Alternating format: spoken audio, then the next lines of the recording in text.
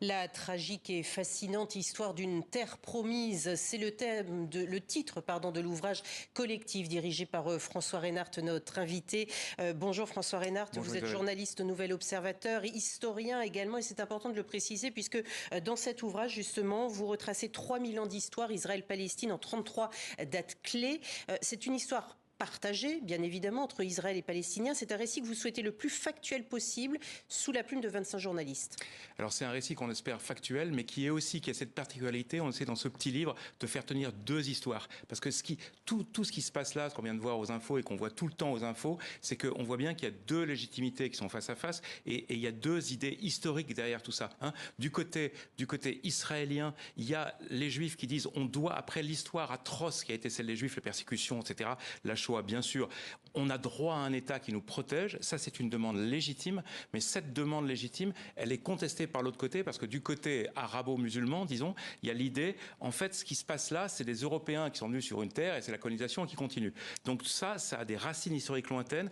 On revient sur ces racines et encore une fois, ce qui me fascine beaucoup dans cette période, c'est que chacun ne voit qu'une vérité dans l'histoire. Dans le débat politique, il n'y a que ça aujourd'hui. Eh bien, il faut accepter que pour comprendre Israël-Palestine, il y a deux vérités. J'ai des étudiants, je leur dis, quand quelqu'un dit palestinien, palestinien, ou quand quelqu'un dit israélien, israélien, je dis ne le croyez pas.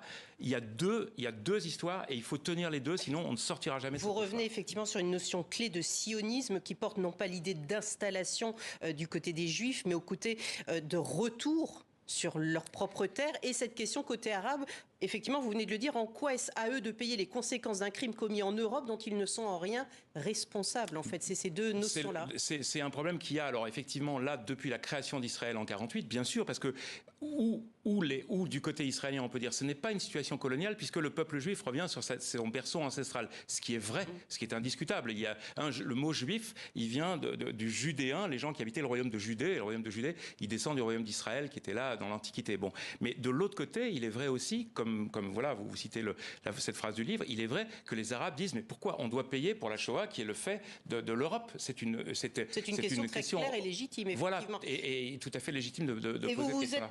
Non pas inspiré, mais il y a un autre livre que vous avez apprécié particulièrement, c'est celui-ci, Histoire de l'autre, justement, qui montre effectivement que selon le point de vue, le jugement est brouillé, en fait. C'est effectivement, quand j'ai écrit, j'ai dirigé, j'ai fait le sommaire de ce livre-là, La tragique histoire et fascinante la tragique et fascinante histoire de la Terre promise, j'avais en tête ce livre que j'ai lu il y a 20 ans et qui vient d'être republié, Histoire de l'autre, parce que là, c'est un livre magnifique aussi, même édition, Liana Levy, et le livre, c'est à chaque date, comment on voit ça? Eh bien, par exemple, le plus spectaculaire, c'est 1948. 1948, c'est la création de l'État d'Israël, en mai 1948. Évidemment, pour les Juifs qui sont installés en Palestine à ce moment-là, qui devient l'État d'Israël, et pour les Juifs du monde entier, c'est quelque chose qui donne une fierté, une joie extraordinaire. Je l'entends, cette joie, je la comprends. Mais il faut voir aussi que cette même création d'Israël, elle se traduit par le fait que à peu près 800 000 Palestiniens sont chassés de leur terre, et c'est ce que de ce côté-là on appelle la Nakba, la catastrophe. Eh bien, joie d'un côté, catastrophe de l'autre. Voilà, il faut avoir ces deux vérités en tête et les tenir. Et bravo pour la concision que vous parvenez à faire dans ce livre, parce qu'en 33 chapitres, je le dis, ça redonne une idée claire en fait du conflit actuel. Et vous posez une autre question, qui peut relancer la machine de l'espoir? Vous dites qu'après le cauchemar du 7 octobre, suivi par les bombardements sur Gaza, trop de haine se sont accumulées pour espérer de trouver à nouveau un Rabin et un Arafat, référence faite aux accords d'Oslo de 1993. Alors effectivement, on peut voir les choses de manière très pessimiste. C'est que d'un côté, tout le monde a bien compris que le but du Hamas qui a commis ces massacres épouvantables d'octobre dernier, c'est d'éradiquer Israël. Ça, c'est insupportable et inacceptable. Mais il faut bien avoir aussi en tête que de l'autre côté, Netanyahou et l'extrême droite israélienne qui est au pouvoir, ils ont un but qui est de faire un nettoyage ethnique de Gaza d'un côté et de la Cisjordanie de l'autre, ce qu'ils font en essayant de chasser les Palestiniens en colonisant. Eh bien, c'est inacceptable aussi. Donc ça, il y a deux extrémismes qui sont face à face et qui, à mon avis, ne peuvent conduire qu'à une apocalypse. Maintenant, du côté positif, ce qu'il faut avoir en tête, c'est que les États-Unis, alors les États-Unis soutiennent leur État, leur allié, l'État d'Israël, mais ils le soutiennent moins. Joe Biden a compris que ça pouvait lui coûter les élections s'il faisait pas un pas. Bon, donc les États-Unis sont moins en soutien d'Israël qu'ils ne l'ont été dans le passé. Et puis d'autre part, du côté du monde arabe, ce qui a beaucoup changé par rapport aux guerres précédentes, 67, 73, c'est que le monde arabe, la population arabe est très sensible au sort des Palestiniens. Et encore une fois, on la comprend, parce que le sort des Palestiniens aujourd'hui est atroce.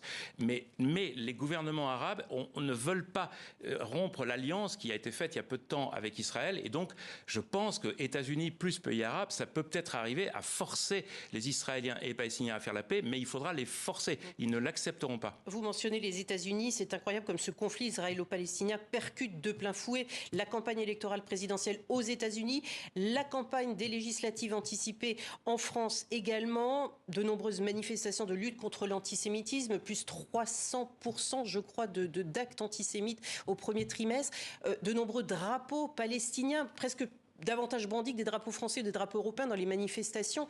Comment vous l'expliquez, ça? Alors, effectivement, parce que c'est une question qui crée une hypersensibilité depuis très longtemps, parce qu'à cause de ce conflit qui est l'antisémitisme, vieille histoire européenne depuis l'Antiquité, en fait, et puis de l'autre côté, la question coloniale, la question, c'est-à-dire que, voilà, si vous voulez, quand on voit des bombardements sur Gaza, il y a une partie des gens qui disent, bah voilà, les Juifs, on s'est fait attaquer le 7 octobre, maintenant on se défend parce qu'on ne se laissera plus faire quand on s'est laissé faire dans le passé. Enfin, laisser faire, voilà, il y a eu la résistance et tout ça, mais enfin bref, on ne veut plus être des victimes. Et de l'autre côté, il y a des gens qui disent, ça y est, ça continue. C'est comme ils revoient, voilà, les colons qui tapaient sur les Arabes, etc., au temps de la colonisation en Afrique du Nord, etc. Et donc ce substrat historique, voilà, mais il faut absolument qu'on arrive à le comprendre, c'est ça le but du livre, et qu'on arrive à le dépasser pour arriver à la paix. Vous parliez des États-Unis, c'est très important. Je pense qu'il y a beaucoup d'Israéliens aujourd'hui, côté Netanyahou, qui espèrent que Trump sera réélu, parce qu'ils pensent que Trump sera ultra favorable à Israël. Je pense qu'ils se trompent. Trump est quelqu'un qui est un égoïste, qui ne pense qu'à lui, à sa réaction. Il laissera tomber Israël. Donc il faut absolument trouver la paix avant. Merci beaucoup, François Reynard.